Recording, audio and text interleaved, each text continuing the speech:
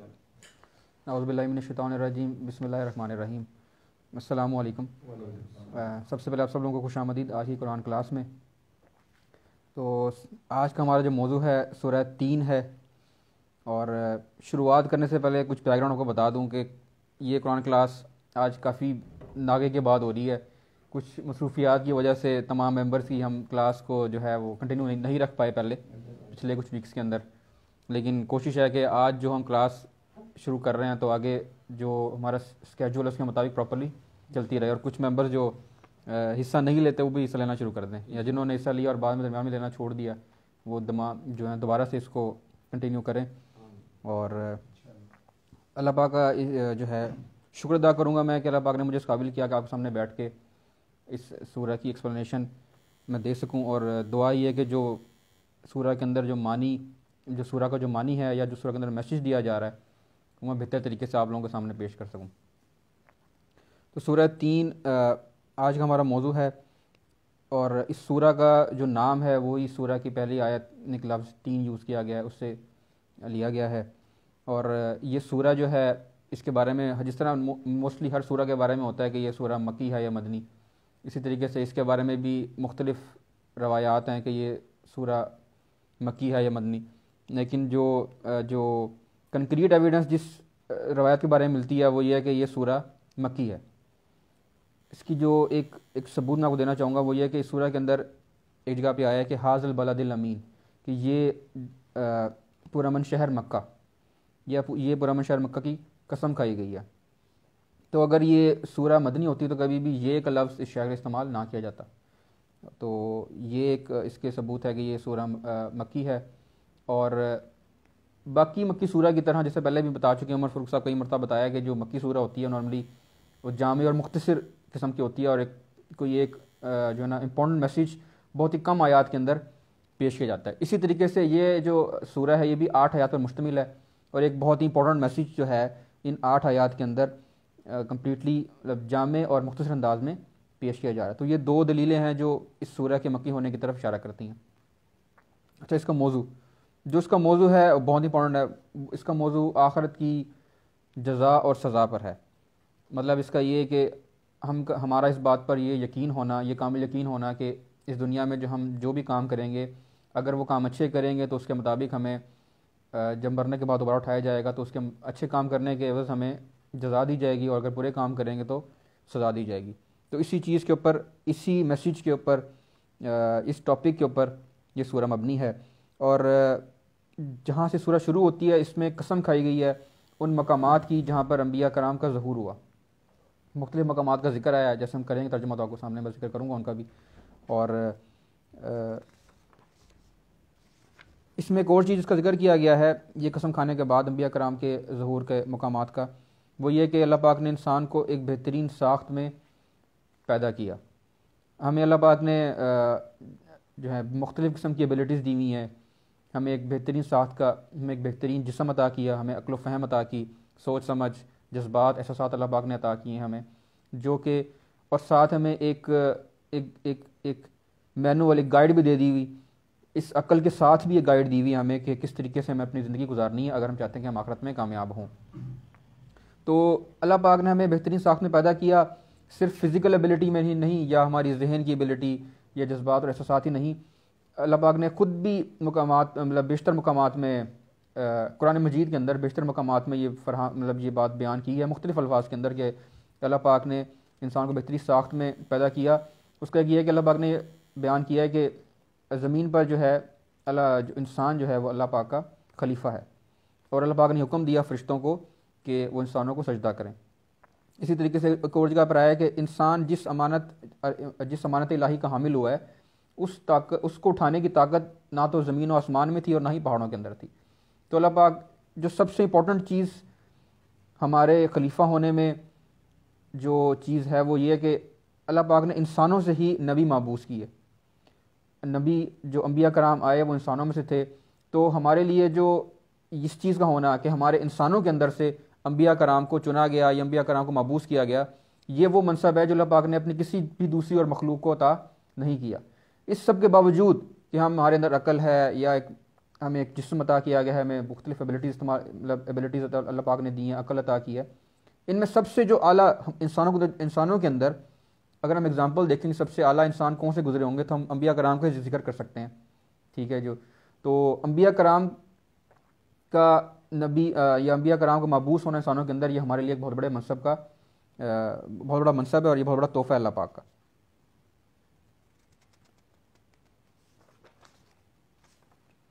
اچھا ایک اور چیز میں جو بیان کی گئی ہے وہ یہ ہے کہ جیسے ہم آگے چلیں گے اس میں یہ آئے گا کہ مختلف قسم کے انسانوں کو ذکر کیا جا رہا ہے. انسان دو قسم کے نارملی اپنے اعمال کے مطابق دو قسم کے انسان بیان کیے گئے ہیں یہاں پہ. ایک انسان تو وہ ہے کہ جس کو اللہ پاک نے یہ اتنی توفیق دی کہ اس بہترین ساخت کے ساتھ وہ پیدا ہوا اور اس کے ساتھ ساتھ اس نے اللہ پاک کی جو گائیڈ لائن جو قرآن پاک ہے اس پر عمل کرتے ہوئے چلا، اپنے آپ کو جو ہے وہ جو تمام گناہوں سے بچا کر رکھا اور تمام احکامات پر عمل کیا اللہ پاک کے اور آخرت میں کامیاب ہوگا. ایک شخص تو وہ ہے، ایک شخص وہ ہے کہ جو پہلے شخص کی طرح پیدا تو ایک بہترین ساخت میں ہی ہوا، لیکن یہ ہے کہ اس نے اللہ پاک کے احکامات پر چلنے سے گریز کیا. اس نے اپنی ساری تو جو انرجی جو عقل جو توانائی اس کے اندر تھی وہ اس نے برے کاموں میں لگائی. تو جو انسان برے کاموں کے ساتھ چلنا چاہتا ہے اللہ پاک پھر اس کو برے کاموں کی ہی توفیق دیتے ہیں اور وہ اسی راہ پر چلتے چلتے جو ہے وہ ایک بلند مقام سے بہت نیچے آ جاتا ہے، پستی کی طرف آ جاتا ہے. اخلاقی برائیوں میں سمجھتا تو اپنے آپ کو بہت زیادہ بہتر ہے وہ باقی سب انسانوں سے، لیکن یہ کہ ایکچولی وہ بہت زیادہ پستی کا شکار ہوتا ہے. تو اس طرح سے دو انسانوں کو ذکر کیا گیا ہے.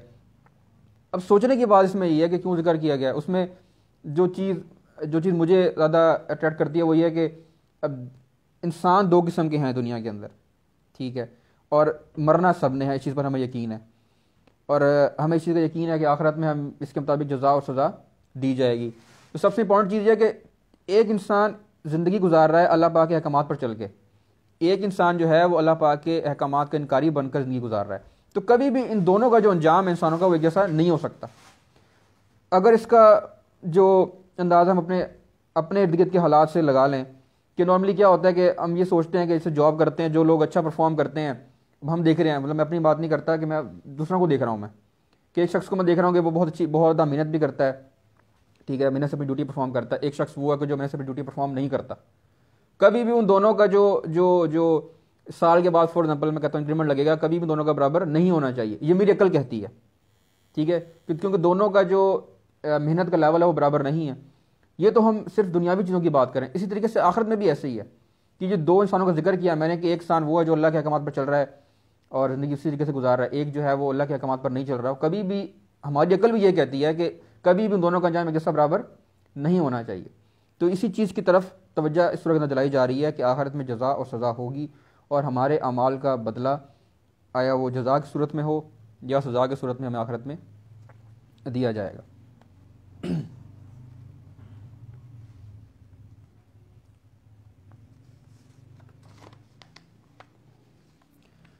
سبھی اس سورہ کی تلاوت کر لیتے ہیں اور ترجمہ پڑھتے ہیں اس کا. اعوذ باللہ من الشیطان الرجیم، بسم اللہ الرحمن الرحیم. والتین زیتون وطور سینین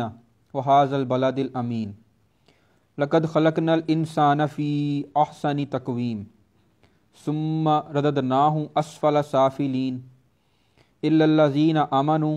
وعملوا الصالحات فلہم اجر غیر ممنون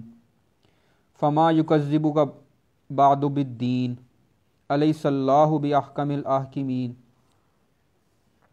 صدق اللہ العظیم.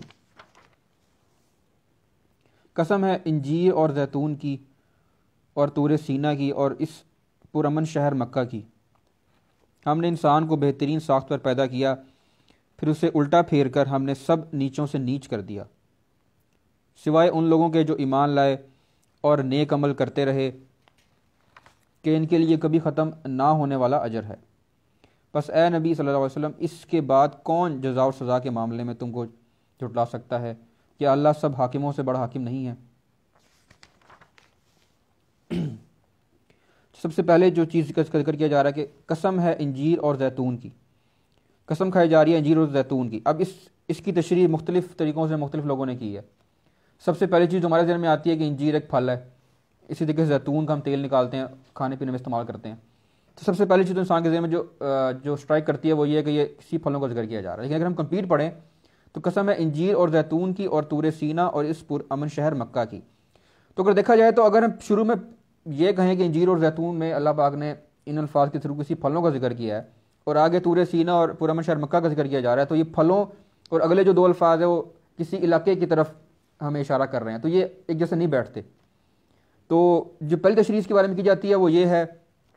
وہ لوگوں نے کیا کہا ہے کہ ظاہر سی بات ہے اللہ پاک نے جو بھی پھل بنایا ہے کوئی نہ کوئی فوائد ہیں. تو اس طرح انجیر اور زیتون کے بھی بہت زیادہ فوائد ہیں. ٹھیک ہے، انسانوں کے لیے ہم کھاتے ہیں ان چیزوں کو، یا ان کا زیتون کا تیل استعمال کرتے ہیں اپنے کھانے پینے میں. تو کچھ یہ کہتے ہیں کہ یہ جو پھل ہیں اللہ پاک نے ان کی قسم کھائی ہے کیونکہ ان کے فوائد بہت زیادہ ہیں، اس لیے اللہ پاک نے ان کی قسم یہاں پر کھائی ہے. لیکن جو تشریح جو سمجھ میں آتی ہے وہ یہ جس میں نے پہلے ذکر کیا کہ اگر ہم اس پوری آیت کو پڑھیں،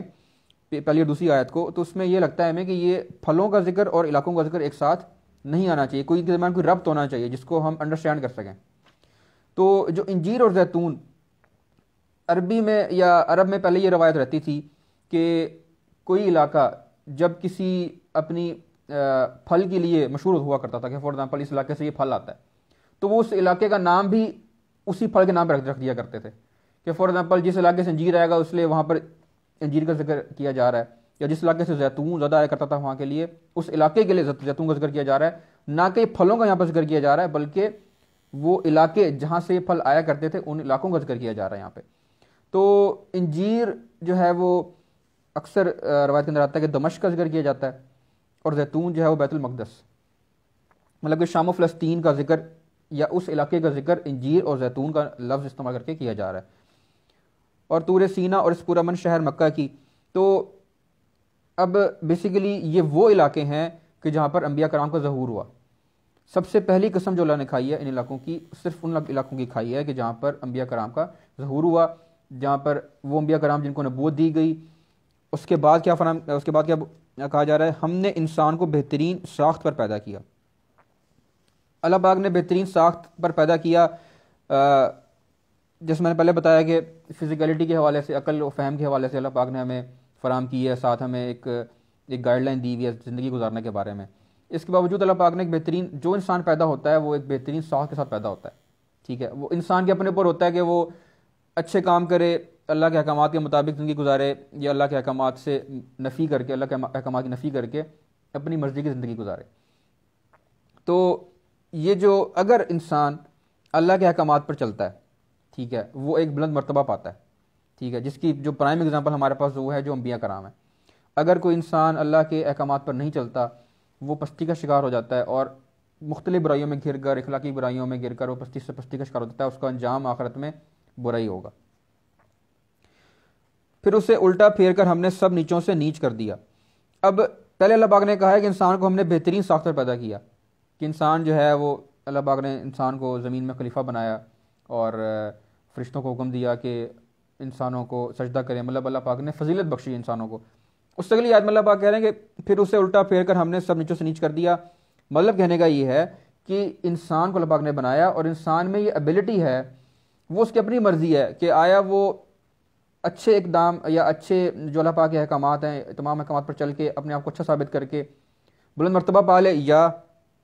وہ اللہ کے احکامات کی نفی کر کے پستی سے پستی کا شکار ہوتا جائے. ابھی جو نیچوں سے نیچ کر دیا اس مطلب یہی ہے کہ انسان جو ہے وہ جب برے کام کرے گا، اخلاقی برائیاں کرے گا اور تمام جو احکامات اللہ پاک کی ان سے نفی کرے گا، تو وہ نیچوں سے نیچے ہوتا چلا جائے گا، مطلب دوزخ کے نچلے سے نچلے خانے کے اندر ہوگا. ٹھیک ہے، اب انسان کیا ہے، ایسا کرتا ہے کیا ہے انسان، مطلب انسان کا ذکر یہاں پہ کس طرح سے کیوں کیا جا رہا ہے کہ سب نیچوں سے نیچ کر دیا. اب انسان، اس کی ایگزامپل ایسے لے لیتے ہیں کہ فار ایگزامپل کوئی سے 2 قبیلے ہیں جن کے درمیان آپس میں جنگ چل رہی ہو. اب وہ 2 قبیلے جو ہوتے ہیں ان کی کوشش یہ ہوتی ہے کہ ہم نے دوسرے قبیلے کو ختم کر دینا ہے. ٹھیک ہے، یہاں پر انسان حیوان سے بھی بدتر ہے. کیوں؟ کہ جب انسان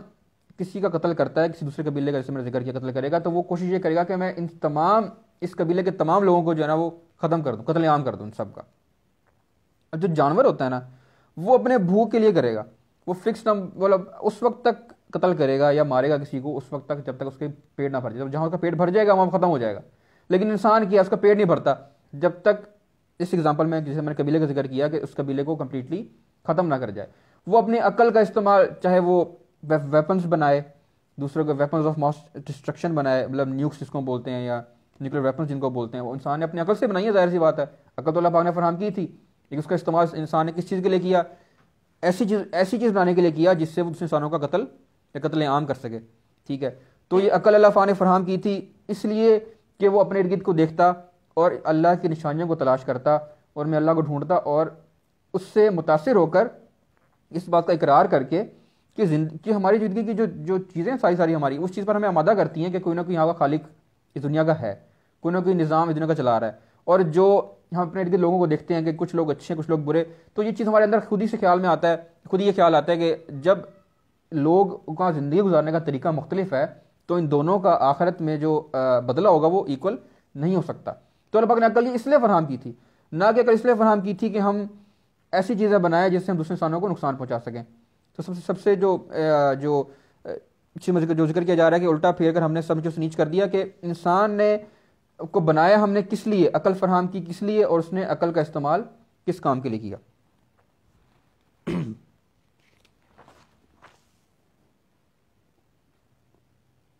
اچھا, اس میں ایک اور چیز بھی ہے, نیچوں سے نیچ کر دینا کہ عقل اللہ پاک نے فراہم کی, ہم اللہ کی نشانیاں ڈھونڈیں اور اس ایک خالق اور مالک اور فرمانروا اور منتظم جو دنیا کا چلانے والا ہے اس کی بڑائی بیان کریں, اس کی حمد و ثنا کریں, اس کے احکامات پر چلیں. لیکن ہم نے ایسے دور گزرے ہیں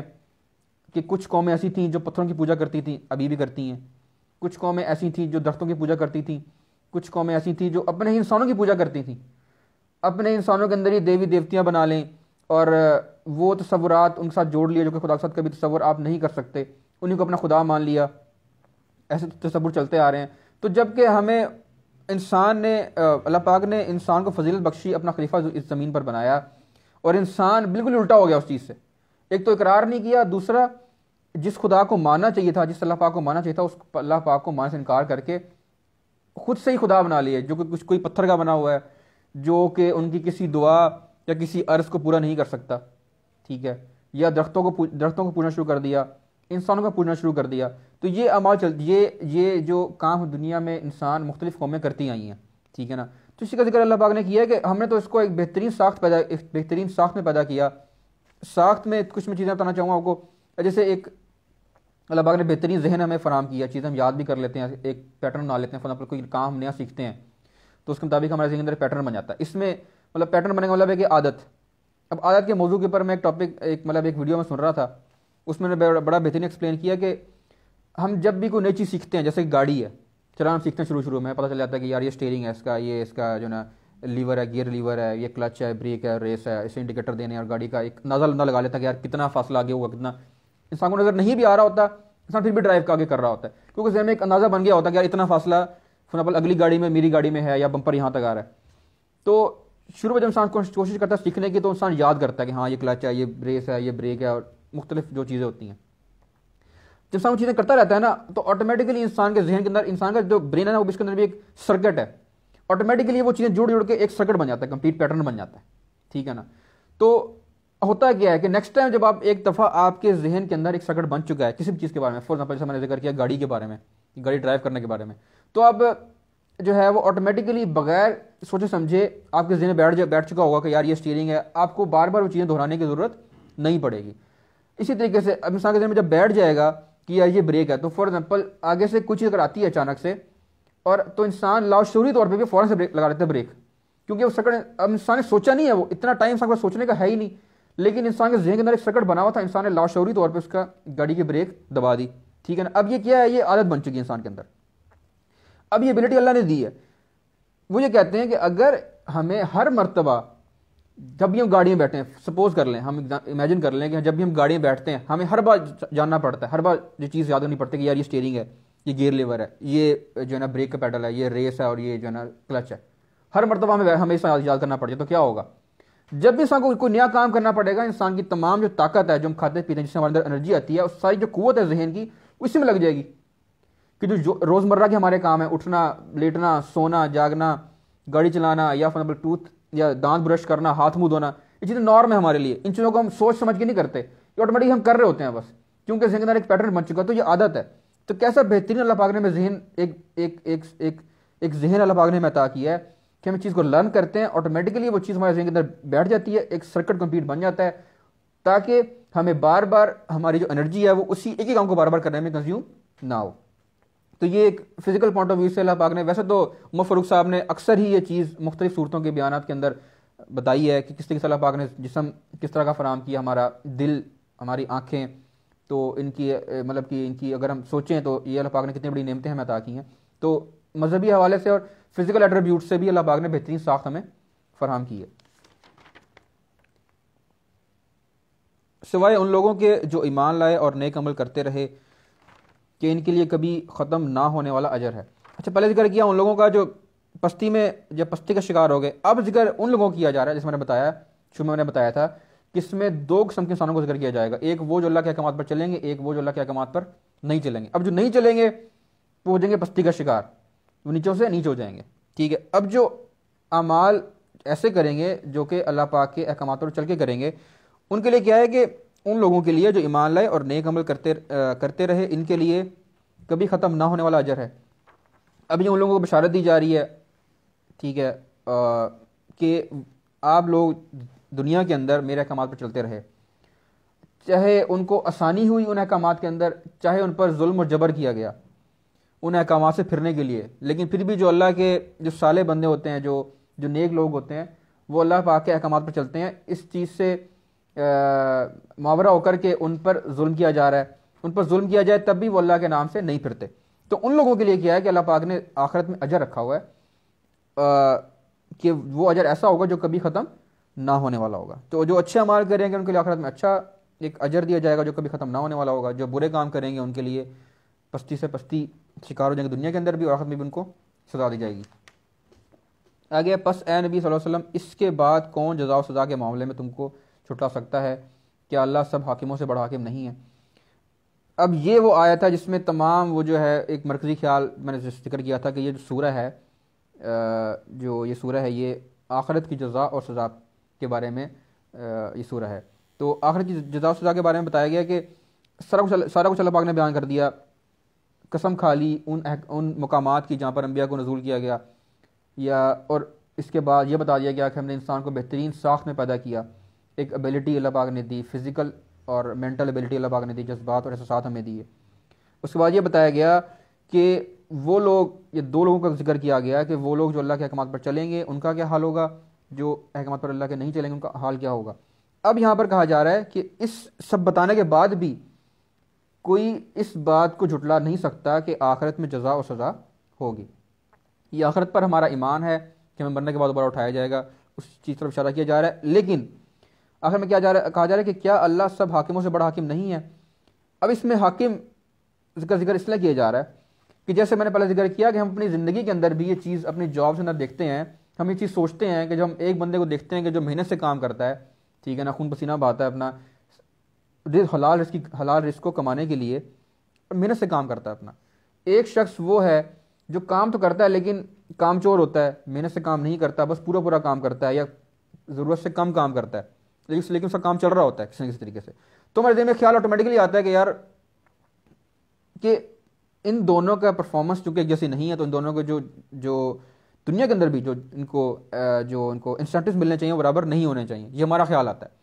تو جو لوگ دنیا کے اندر مذہبی اعتبار سے اللہ کے احکامات پر چلنے والے ہیں, کچھ ایسے لوگ ہیں جو اللہ کے احکامات پر چلنے والے نہیں ہیں, تو ایسا کیسے ہو سکتا ہے کہ جب اللہ پاک نے انسان کو بہترین ساخت پیدا کیا, یہ بھی بتا دیا کہ زندگی گزارنی کیسے ہے, تو کچھ لوگ اس طریقے سے زندگی گزار رہے ہیں, کچھ نہیں گزار رہے.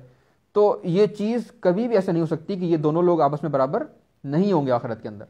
جو اچھے کام کریں گے ان کو اسی اعمال کے مطابق اچھا ان کو صلہ دیا جائے گا, جزا دی جائے گی. جو لوگ اچھے اعمال نہیں کریں گے, جو پستی کا شکار ہوگا دنیا کے اندر بھی, وہ آخرت کے اندر بھی ان کو رسوا ہی ہوں گے, ذلیل اور رسوا ہوں گے, اور جنت اور ان کو دوزخ کے اندر ڈالا جائے گا. تو چونکہ اللہ پاک حاکموں سے بڑا حاکم ہے, تو اللہ پاک صحیح فیصلہ کرنے والا ہے, اور انصاف اللہ پاک کرے گا آخرت میں, جس نے اچھے اعمال کیے ہوں گے اور برے اعمال کیے ہوں گے اس کے مطابق. تو دعا یہ ہے کہ اللہ پاک ہمیں بھی اسی خوف اور ڈر کے ساتھ کہ آخرت میں جزا و سزا ہوگی, ہمیں اپنے احکامات پر اور نیک عمل کرنے کی توفیق عطا فرمائے. جزاک اللہ. دعا کرا دیں سر, آپ کرائیں گے.